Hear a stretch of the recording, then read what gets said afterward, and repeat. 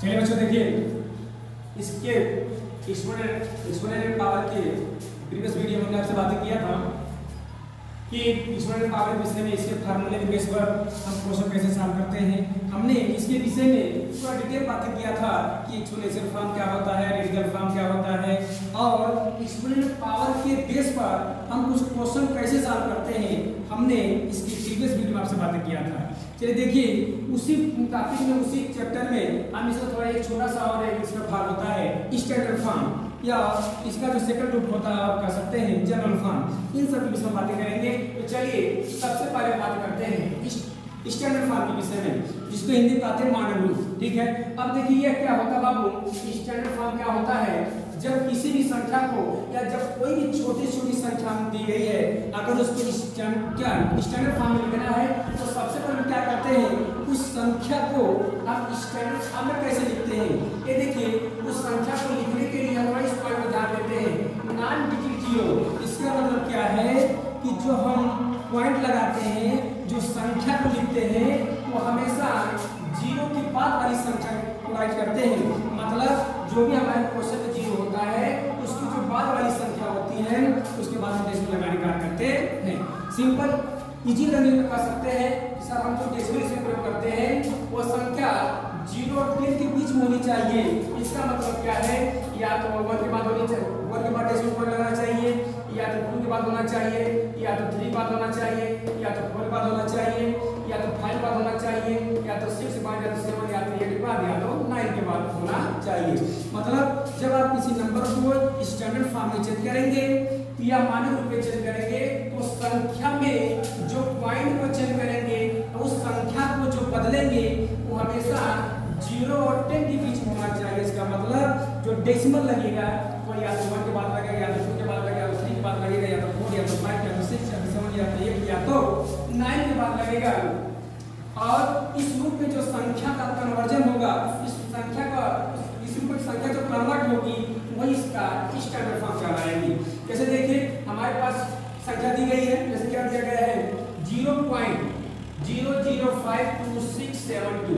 अब देखिए अगर इसको हमको स्टैंडर्ड फॉर्म में चेंज करना है तो सबसे पहले इसमें क्या करेंगे, हम इस डेसिमल पॉइंट को इस डेसिमल पॉइंट को हम क्या करेंगे, 0 के बाद क्या 5, हम 5 और 2 के बीच में लाने का प्रयास करेंगे। इसके लिए डेसिमल हम यहाँ ले जाएंगे और डेसिमल यहाँ कैसे जाता है, जब हम मल्टीप्लाई करेंगे।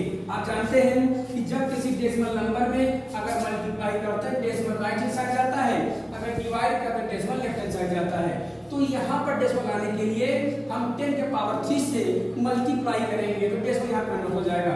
लिखेंगे संख्या क्या 0.005262 मल्टीप्लाई 10 के पावर 3 और यह भी क्या हो जाएगा अपान 3।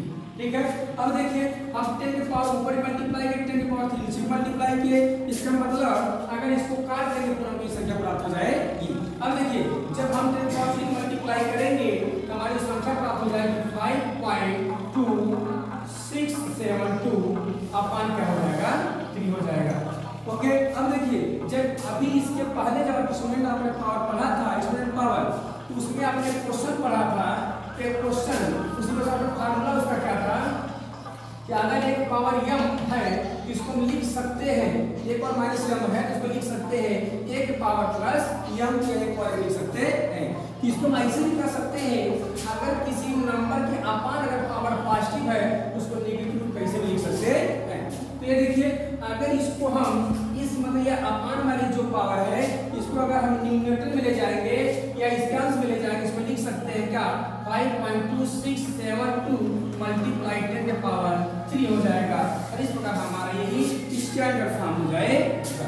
तो देखिए अगर थोड़ा इसी रूप में इसी पार्ट में अगर हम इसके नेक्स्ट एग्जांपल की बातें करें, जो कि आपके सामने दिया गया क्या 0.000125। अगर इसको भी अगर आपको एक्सपोनेंशियल फॉर्म में चेंज करना है, इसको अगर आपको स्टैंडर्ड फॉर्म में चेंज करना है, लेकिन इसको क्या करेंगे बाबू, इसको सबसे पहले हम डेसिमल को लाएंगे 1 और 2 के बीच में। ये देखिए जब डेसिमल 1 और 2 के बीच में आएगा, ये देखिए कि डेसिमल 1 और 2 के बीच में कैसे पहुंचेगा। तो हम क्या करेंगे इसके लिए, क्या डेसिमल जब हम यहाँ ले जाना है तो 10 के पावर कितने का 1 2 3 4, मतलब हमको जितना डिजिट राइट जाना है उतना 10 के पावर लगाकर मल्टीप्लाई कर देते हैं। ये देखिए जैसे क्या, अगर वो डेसिमल यहाँ ले जाना था कितना डिजिट है 1 2 3 4, अर्थात अगर हम 10 के पावर 4 से क्या मल्टीप्लाई कर दें तो जो संख्या प्राप्त होगी हमको वह 1 और 2 के बीच में डेसिमल रूप में प्राप्त हो जाएगी। अगर इसको लिख सकते हैं क्या 1.25, कैसे पहले लिखिए 0.0000125 मल्टीप्लाई 10 के पावर 4 अपॉन क्या हो जाएगा 10 के पावर 4। ये देखिए इसमें जब हम क्या करेंगे, जब 10 का मल्टीप्लाई कर देंगे क्या हो जाएगा 1.25 अपॉन 10 के पावर 4। इसको अगर हम स्टैंडर्ड फॉर्म लिखना चाहें तो ऐसे भी लिख सकते हैं 1.25 मल्टीप्लाई 10 के पावर -4 और यही हमारे इसका आंसर हो जाएगा।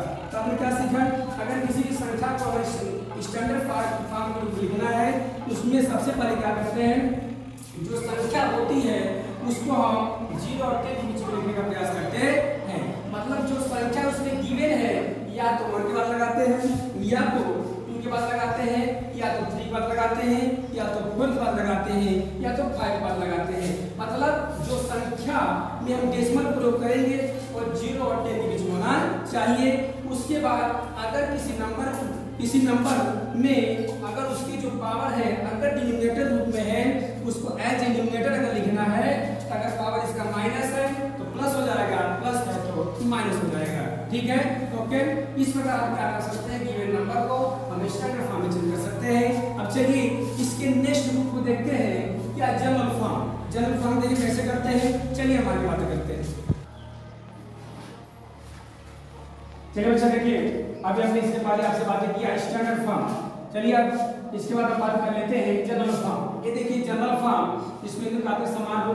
ये देखिए अगर क्वेश्चन अगर ऐसा दिया गया है या अगर कोई संख्या पहले से सिंपल कर लीजिए वह स्टैंडर्ड फॉर्म में दिया गया है, अगर उसको कन्वर्ट करना है एज ए जनरल फॉर्म, मतलब अगर उसको जनरल रूप में कन्वर्ट करना है या जनरल फॉर्म में चेंज करना है, लेकिन जो संख्या जिस रूप में दी गई है उसी को क्या करिए आप उसी रूप में सिंपल तरीके से सॉल्व कर दीजिए। ये देखिए आप अगर संख्या दी गई है तो क्या लिख सकते हैं 3.2 मल्टीप्लाई, ये कैसे हमने लिखा, ये देखिए ये 10 की पावर 4 लिखा है, इसका मतलब हम 10 को लिख सकते हैं 4 टाइम, कितने टाइम लिख सकते हैं 4 टाइम लिख सकते हैं। और ये देखिए जब इसका मल्टीप्लाई करेंगे तो 10 कितना जीरो हो जाएगा 4 जीरो हो जाएगा। इसके बाद जब इसका मल्टीप्लाई करेंगे तो हमने आपसे इसके पहले बातें किया था कि जब हम मल्टीप्लाई करते हैं डेसिमल नंबर जाता है राइट हैंड साइड, अर्थात यहाँ पर क्या हो जाएगा 3 पॉइंट। अब कितना राइट हैंड साइड जाएगा, जितना जीरो होता है वो जीरो है, इसका मतलब डेसिमल अपने फिक्स पॉइंट से 4 डिजिट कहाँ जाएगा राइट जाएगा। क्या 1 डिजिट यहाँ पर 1, यहाँ पर 1 डिजिट आपका हो गया, उसके बाद डेसिमल लगेगा, बाकी हम जीरो के माध्यम से लगाएंगे 1 2 3 4, अतः इसके बाद क्या लग पॉइंट लग जाएगा। और आप ये भी जानते हैं अगर किसी नंबर के दाएं तरफ डेसिमल है तो उसके बाद कोई अंक नहीं है तो इस डेसिमल की वैल्यू नहीं होती है। इस प्रकार इसका जनरल फॉर्म कहलाता है। ये देखिए अगर हम दूसरे एग्जांपल माध्यम समझना चाहें, इससे वही प्रोसेस करेंगे, जो संख्या जैसे लिखी गई है पहले क्या कर देते हैं उसको वैसे लिख लेते हैं। उसके बाद ये देखिए वो पावर जो है पावर को सिंपल तरीके से आप करते हैं, पावर के देखिए 10 की पावर 4 है, इसका मतलब हम 1 पर 4 जीरो से कर लेंगे, 1 पर 4 जीरो से मल्टीप्लाई कर लेंगे। ये देखिए अभी हमने आपसे बात किया जब मल्टीप्लाई करेंगे तो इसमें कहां जाएगा राइट हैंड साइड जाएगा।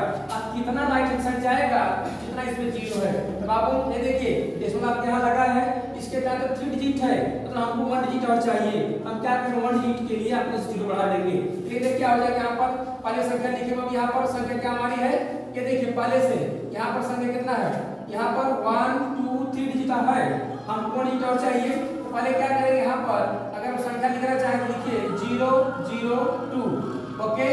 इसके बाद देखिए अगर हमको डेसिमल लगाना है तो कैसे लगाएंगे, यहाँ पर 1 डिजिट हो गया, 2 डिजिट हो गया, 3 डिजिट हो गया। इसके बाद अगर ये हमको ये डिजिट और चाहिए तो जीरो बढ़ा लेते हैं। अब देखिए इसके बाद हमारा डेसिमल लगेगा, क्या लगेगा डेसिमल। इस प्रकार हम इसको लिख सकते हैं। लेकिन ये देखिए आप जानते हैं अगर किसी नंबर के दाएं तरफ डेसिमल है और डेसिमल बाद कोई अंक अगर नहीं है तो डेसिमल की वैल्यू नहीं होती है। और सेम प्रोसेस में अगर किसी नंबर के लेफ्ट हैंड साइड अगर जीरो है तो इस जीरो की कोई वैल्यू नहीं होती है। इस प्रकार हमारे क्या हो जाता है आंसर हो जाता है। चलिए देखिए एग्जांपल की बातें करें तो अब नेक्स्ट एग्जांपल क्या है 3.265 मल्टीप्लाई 10⁻⁴ दिया गया है। तो पहले क्या करेंगे, संख्या को हम जैसे दिया गया वैसे लिख लेंगे। उसके बाद देखिए जब पावर की बात आती है तो पावर देखिए माइनस है, इस पावर को हम क्या करेंगे, लिखेंगे पॉजिटिव रूप में। अब देखिए जब हमने इसको पॉजिटिव रूप में लिखा तो क्या हो गया 3.265 अपॉन 10⁻⁴। अब देखिए पावर को सॉल्व करेंगे 3.265 अपॉन क्या हो जाएगा 10⁻⁴, मतलब क्या 1 के बाद 40, 1 के बाद 40। अब देखिए हमने इसमें क्या कर रहा था, हम इसमें मल्टीप्लाई कर रहे थे, जब इसमें क्या करना है डिवाइड। हमने आपसे बात किया जब मल्टीप्लाई करें डेसिमल कहां जाएगा, राइट हैंड साइड जाएगा, है ना जी। और जब इसमें जब डिवाइड करेंगे डेसिमल कहां जाएगा, लेफ्ट हैंड साइड जाएगा। अब कितना जाएगा, जितना यहाँ पर 0 है, इसका मतलब इससे 40 है तो डेसिमल 4 डिजिट कहां जाएगा, लेफ्ट जाएगा। इस प्रकार हमारा जो आंसर क्या हो जाएगा, ये देखिए पहली संख्या लिखिए, पहली संख्या क्या है 3.265, इसका मतलब दशमलव इंच कहां जाएगा, लेफ्ट जाएगा। कितना जाएगा 3 डिजिट, क्या हो गया यहाँ पे 1 2 3 4। इसके बाद जो डेसिमल है यहाँ से यहाँ ना लगकर कहां लग जाएगा, यहाँ पर लग जाएगा। तो इस प्रकार हमारे क्या हो जाएगा, आंसर हो जाएगा।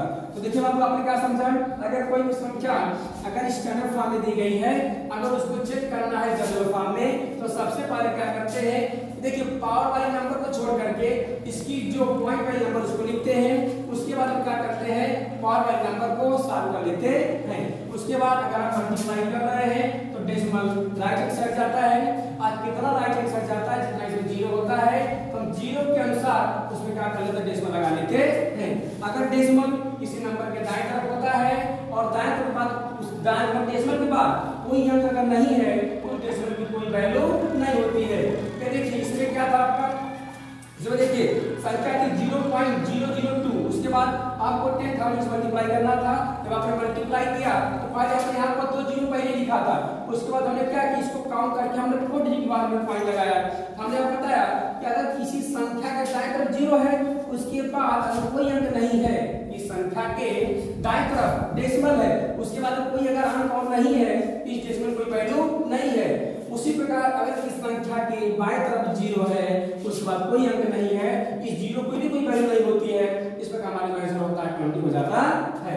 ये देखिए आपने जो नेक्स्ट एग्जांपल आपने समझा, सेम उसी प्रोसेस में इसका पावर क्या है, इसकी पावर क्या है, नेगेटिव है।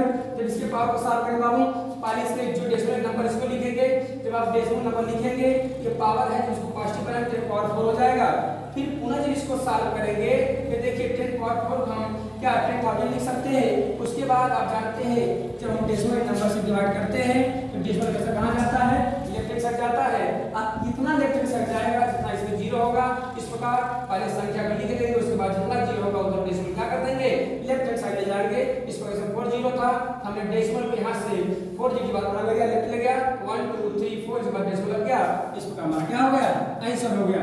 ठीक है, तो आज आपने एक्सपोनेंट और पावर का पूरा चैप्टर क्या कर लिया, कंप्लीट कर लिया। Okay, thank you.